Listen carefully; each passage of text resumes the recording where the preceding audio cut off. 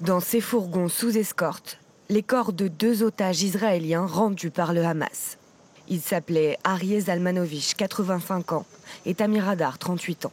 Tous deux auraient trouvé la mort en captivité en 2023. À Tel Aviv, les familles des otages se réjouissent de ces retours, mais continuent de manifester devant l'ambassade américaine. Il y a encore des otages à Gaza qui sont détenus depuis plus de 2 ans par le Hamas.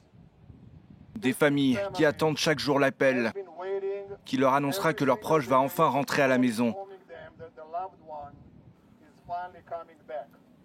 Et pourtant, une fois de plus, nous faisons confiance à Trump. Un cessez-le-feu suspendu à la restitution de toutes les dépouilles des otages.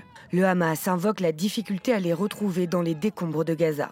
Le vice-président américain J.D. Vance est en Israël depuis hier pour tenter de maintenir la trêve et il se dit optimiste.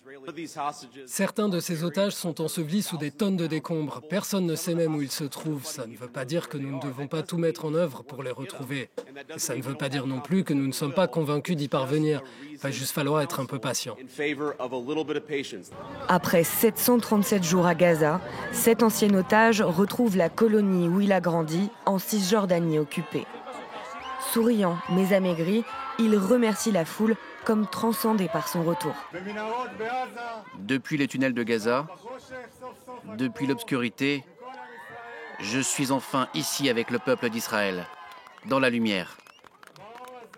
Nous sommes revenus il y a 8 jours, moi et les autres otages.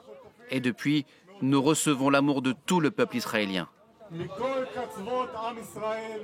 Tous les otages israéliens vivants sont désormais rentrés chez eux. Restent 13 dépouilles à retrouver dans Gaza. En échange, Israël a remis, pour l'instant, les corps de 165 Palestiniens.